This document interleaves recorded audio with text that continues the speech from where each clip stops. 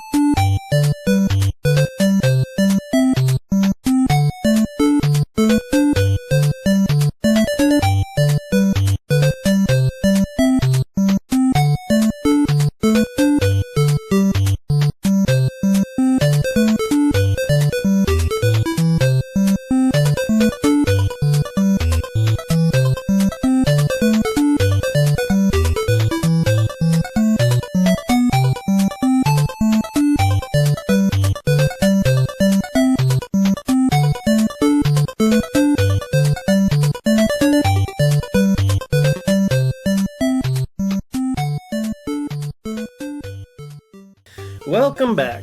So I'm going to start out with my memories of this game because it's really the main positive of it.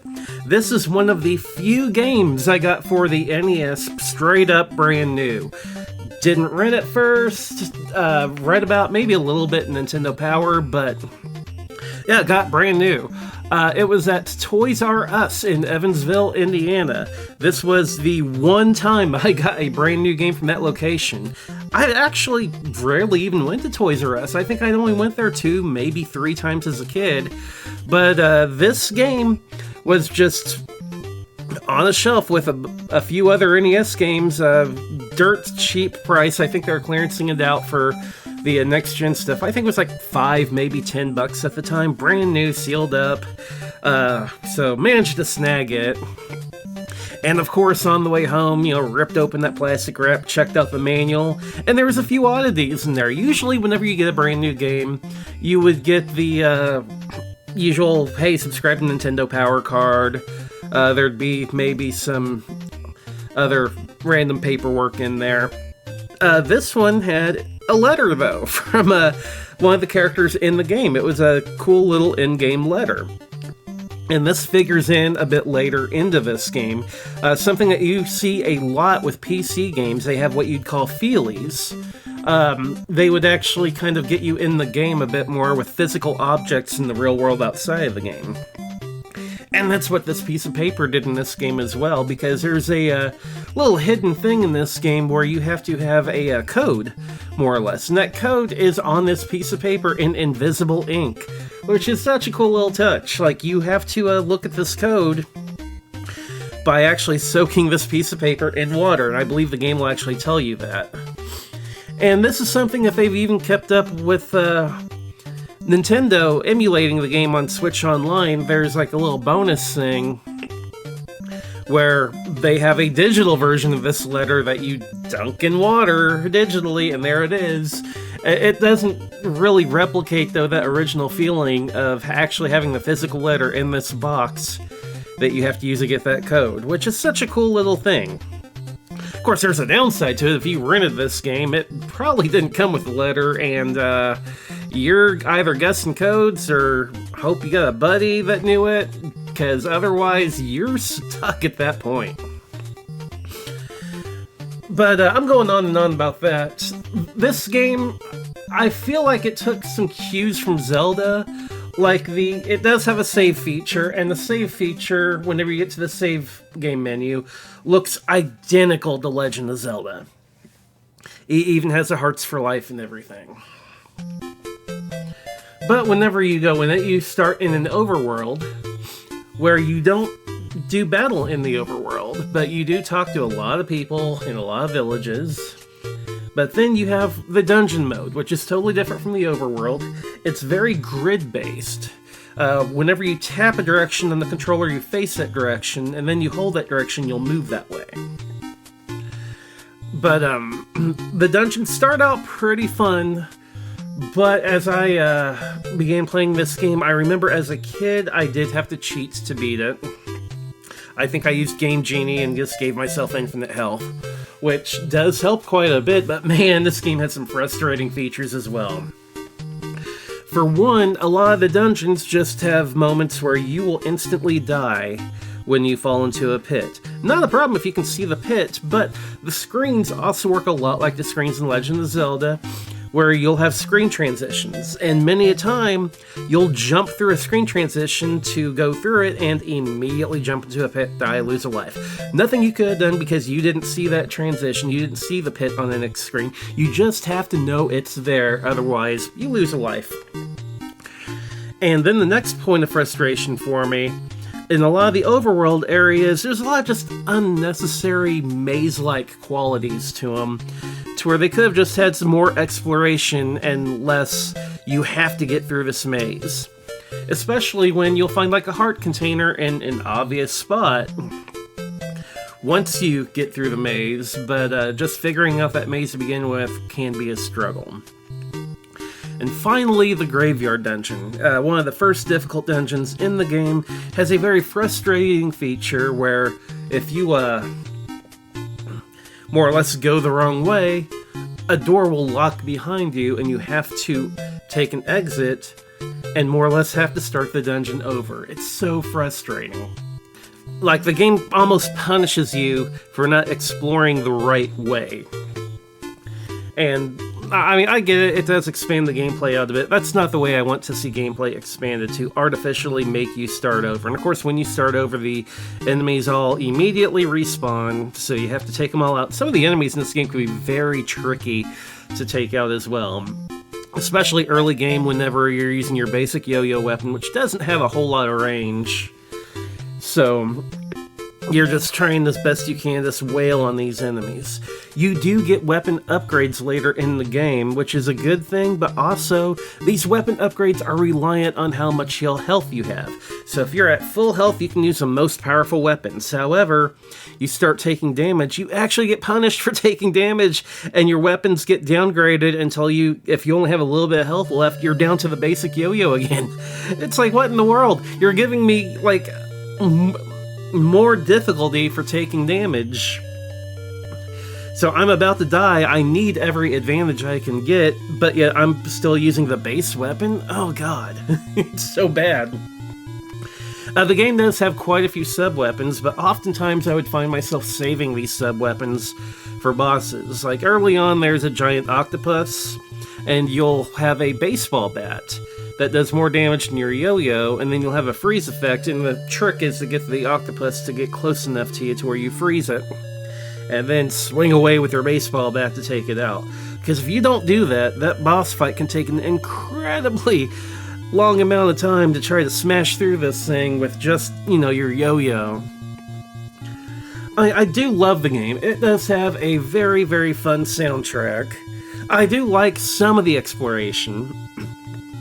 The story gets wild. You start out, exploring the islands, and your uncle's been kidnapped, and then it turns into an alien invasion story of all things. So at the end of the game, you're actually boarding a UFO, trying to take it down to save your uncle and to get these, I believe there's 3 cubes that you have to get. And of course, if you don't get them, the main bad guy gets them, and it's a big old world invasion deal.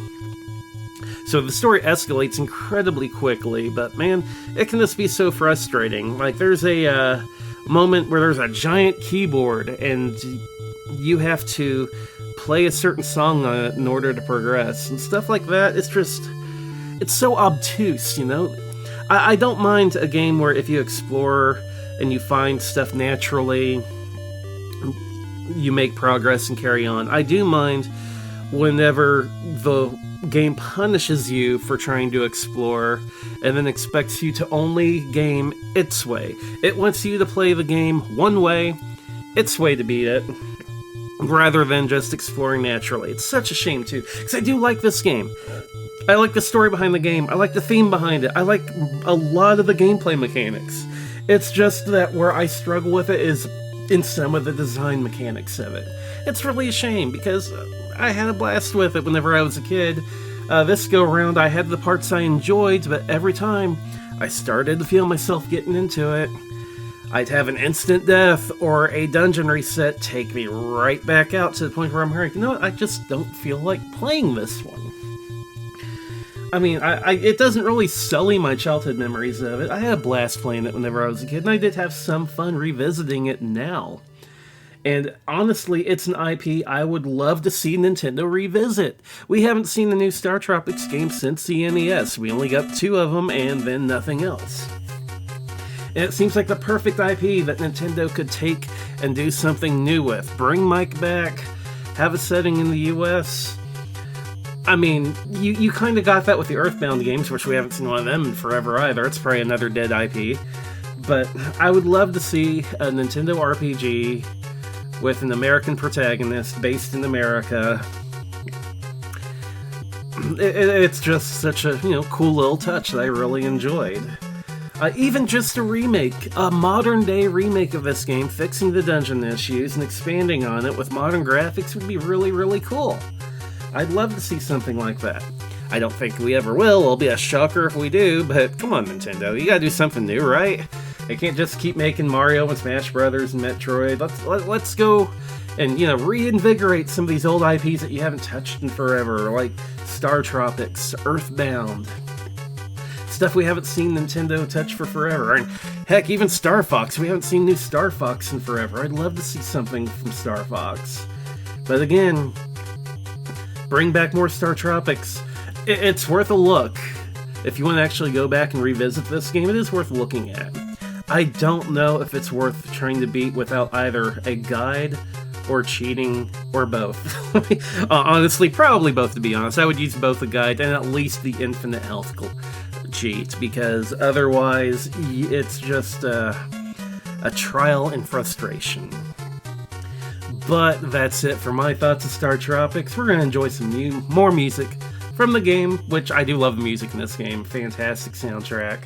But we're going to enjoy some more music from it before we start rolling our outro.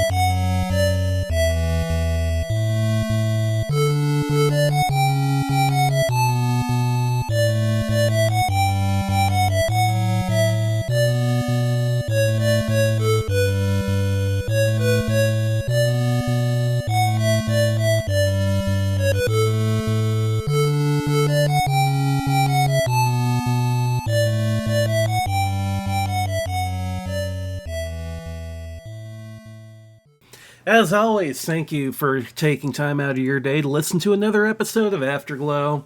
Guys, this is episode 96, which means we only have 3 more until we hit episode 100, which is your guys' episode. If you haven't heard yet, I am taking submissions from everyone who listens to Afterglow and everyone who's been on to talk about their memories of a favorite game that they have awesome memories of. Any game, any console or computer. Feel free to reach out to me through the Discord if you would like to submit your memories of a game. Like I said, I've got, I believe, 5 or 6 submissions so far, with another 3 or 4 that I'm expecting. So we'll at least be listening to 9 or 10 people in that episode. Hopefully we'll get some more in. But even if we don't, that's still going to be a heck of an episode. But the window's still open for you to join in if you'd like to talk about your memories. I'd love to hear them. So speaking of listening to us talking, if you want to listen to more Afterglow or just more podcast goodness in general, be sure to check out our show notes page, where you can check at the link below where you're listening. There will be a link tree. In that link tree, there is going to be links to the Discord. If you're wanting to submit something for episode 100, you can get a hold of me there. There's also links to other places to listen. There is a merch store if you'd like to buy some Afterglow merch. There's also links to a bunch of friends of the show. So if you like listening to my stuff, I'll tell you what, there's a lot of people in those links that put out some great shows. In my opinion, probably better than what I put out. My stuff is usually short and sweet with the long episode kind of thrown in the middle. But there's some great stuff out there for y'all to check out. So if you like my stuff, you'll love their stuff. Be sure to check them out in that link tree. And some of them actually come on at the end of every show to run a little ad to talk about their shows. And we're going to be listening to all of them right now. Afterglow listeners, it's me, Keith Gasper, coming at you from the #1 retro gaming podcast, the Main Quest Podcast. Come hang out as a guest and I play and discuss a game from the backlog of my childhood. We're talking about our history and the history of the game, and if it's worth checking out today. We're talking about games from the NES, the Sega Genesis, TurboGrafx, Game Boy, and much more. And that's just on the main feed. If you enjoy what you're hearing on Afterglow, you're going to enjoy the Main Quest, and I'm happy to have you. Find the Main Quest on Apple Podcasts, Good Pods, Spotify, and wherever great podcasts are downloaded. Hello, my name is Aaron. I'm one half of Super Pod Saga, a topical variety video game podcast fueled entirely by nostalgia and unleaded gasoline. Super Pod Saga, we discuss a different video game topic each and every week. We have new episodes every single Monday covering a different video game topic. More than anything, we want to entertain our listeners and make you feel like you're one of the boys, like you're hanging out at a campfire with some of your best zany, caffeine-powered buddies and just talking about your favorite games and all that stuff. Stop on down to Super Pod Saga. It's on every podcatcher there is. If it's not, let me know and we'll get on it. But again, Super Pod Saga, stop on by.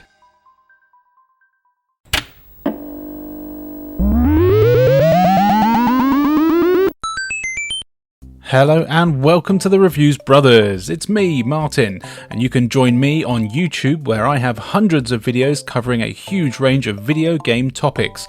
I've got top 10s, hidden gems, console-focused A to Zs, as well as dedicated videos to topics like Doom mods, 3D platform games, ninja games, pirate games, and more. I cover all systems from Commodore 64 right up to modern consoles. Nothing gaming is off the table. So be sure to search for the Reviews Brothers on YouTube as well as on Instagram and TikTok for hundreds of retro and modern video game reviews. Hey, this is Toby, one half of the Secret Levels podcast. We're a podcast that goes over old retro games. We go over the history, the story, the gameplay, some fun facts. We even rage a little bit. And then we go and give it a nice 1 to 10 rating to let you know if it's still worth playing. We have over 200 reviews for games on the NES, the Super Nintendo, Sega Genesis, and many other consoles. You can find us on all the major podcasting apps, such as Apple Podcasts and Spotify, and you can follow us on social media at Secret Levels Pod. Game over, folks.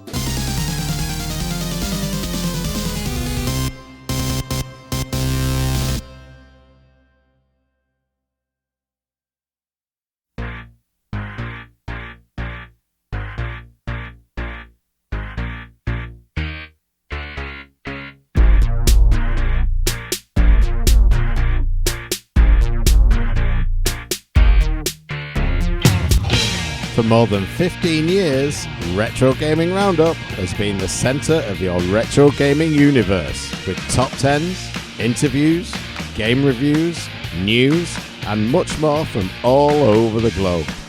Be sure to tune in every month for a new dose of Retro Gaming Roundup. That's RetroGamingRoundup.com.